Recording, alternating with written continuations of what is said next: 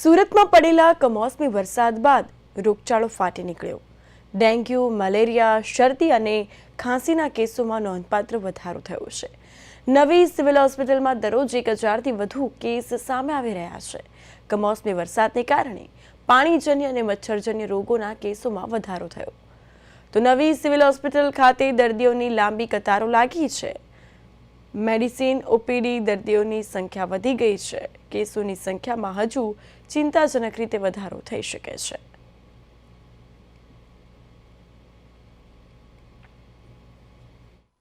અત્યારે હાલ જે કમોસમી વરસાદ જે થયો છે એના સંદર્ભમાં મે બી થોડો 5-7% કેસમાં 5 થી 10% જેટલો વધારો મેડિસિન સ્કિનમાં ખાસ વધારો થયો છે અને પીડિયાટ્રિકમાં થોડો વધારો થયો છે।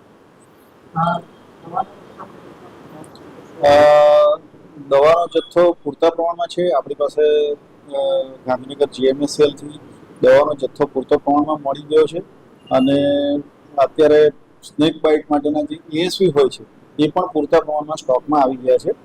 સર એનું મેનેજમેન્ટ છે ને એ લોકોએ ડેવલપમેન્ટ કર્યું સોફ્ટવેરની અંદર જેટલી પણ સિસ્ટમ છે ને એ લોકોએ એને સોફ્ટવેરનું ઇન્ટિગ્રેશન કરવું જોઈએ કે આ બધી જગ્યાએ લાઇનમાં નહીં ઉભું રહેવું પડે। બ્લડ કલેક્શન માટે હવે અહીંયા બદલે સીસી લેવાની એના પછી તાગડી જવાનું અને પેલા બ્લડ કલેક્ટ કરે એની જગ્યાએ ડાયરેક્ટલી તાગડી એ લોકોને સ્ક્રીન મૂકી દે તો ત્યાં તાગડી આ પેપર બતાવે કેસ પેપર બતાવે ત્યાંથી બોટલમાં ડાયરેક્ટ બ્લડ કલેક્શન કરી શકે ને અહીંયા આગળ ફાલતુમાં લાઈન એવી બધી જગ્યાએ હવે રિપોર્ટ છે તે રિપોર્ટ માટે મને લોકો એપ્લિકેશન બનાવી લીધેલું ત્યાંથી ડાયરેક્ટ રિપોર્ટ જનરેટ થઈને પીડીએફ જનરેટ થઈ જાય। હોસ્પિટલમાં આવ્યાથી પીડાવાનું કે ગમે તે જગ્યાએ જાય તો પુષ્કળ લાઈન છે અને બીજું કંઈ ખ્યાલ નથી આવતો ઘડીકમાં કયા નંબરમાં મોકલે કયા નંબરમાં મોકલે। આજ સવારમાં અમે આવીએ છીએ, મારે હર્નિયાનું ઓપરેશન કરાવવાનું હતું તો મારે કંઈ વધારે આવ્યું છે તો મને અહીંયા ઓપીડીમાં લઈ જવાનું કીધું। ઓપીડીમાંથી પછી મને કીધું કે તમે અહીંથી દવા લઈ लो। मैनेजमेंट तो अच्छी नहीं है, बहुत धक्का की 8 बजे से आए अभी तक हमारा केस पेपर निकला है और फिर धक्के खाना पड़ता है, तो इधर से उधर घूमना पड़ता है और बराबर इलाज भी नहीं होता है यहाँ पे। क्या करेंगे हाँ वो तो मजबूरी होता है इसलिए आते हैं यहाँ पे थोड़ा चेकअप और ये लोग डॉक्टर लोग समझते नहीं, दौड़ाते इधर से उधर धक्के देते हैं।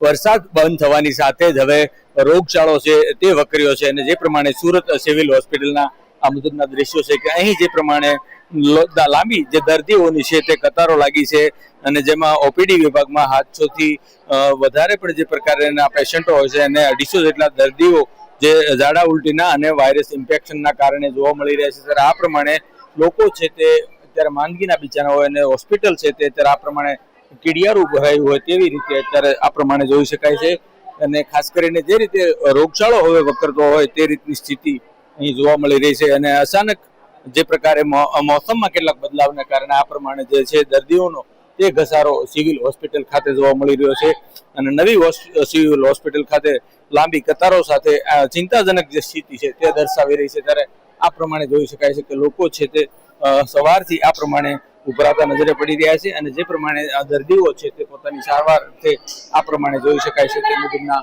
દ્રશ્યો કે લોકો અત્યારે માંદગીના બીજાને હોય અને જે પ્રમાણે ઇન્ફેક્શન અને ખાસ કરીને ઝાડા ઉલટી સહિતના જે કેસોમાં સતત વધારો થઈ રહ્યો છે અને તેને કારણે આ પ્રમાણેની સ્થિતિ છે તે અહીં જોવા મળી રહી છે અને ડોક્ટરો પણ પોતાની જે સેવાઓ છે તે આપી રહ્યા છે અને આ પ્રમાણે જોઈ શકાય છે કે લોકો છે તે વહેલી સવારથી આવી રહ્યા છે અને જે પ્રકારે એનો રોગચાળો છે ત્યારે આપણે તબીબ સાથે વાત કરીશું।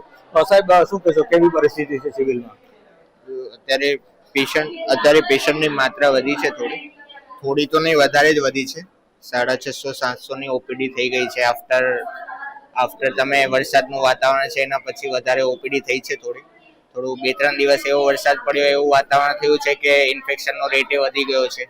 હજી સુધી અપર રેસ્પિરેટરી ટ્રેક ઇન્ફેક્શન જે ગળાનું ઇન્ફેક્શન ને કહેવાય એ વધારે વધી રહ્યા છે, યંગ પેશન્ટમાં વધારે થઈ રહ્યું છે એવી અમે ઓપીડી જોઈ રહ્યા છે આજે।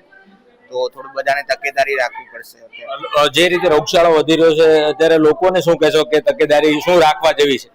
જો અત્યારે ઠંડકના માહોલમાં વધારે બહાર નહીં નીકળવું, યા પછી કંઈક તમે ઠંડીના માહોલમાં સ્વેટર ને એવું બધું તૈયાર કરીને રેડી રાખવાનું, યા પછી ઠંડુ પાણી નથી પીવાનું। આપણે આ પ્રમાણે હોસ્પિટલ છે અત્યારે તૂટી પડતી હોય તેવા દ્રશ્યો અત્યારે જોવા મળી રહ્યા છે। ત્યારે હવે ડોક્ટરની ટીમ અને સતત જે પ્રકારે કાર્યરત છે પરંતુ લોકોએ બદલાવતા મોસમને કારણે લોકોએ પણ પોતાની જે સ્વાસ્થ્યની કાળજી રાખવી ખૂબ જરૂરી બની છે। કેમેરામેન અજય ખુમાણ સાથે અરવિંદ રાઠોડ, પ્રદેશ 24, સુરત.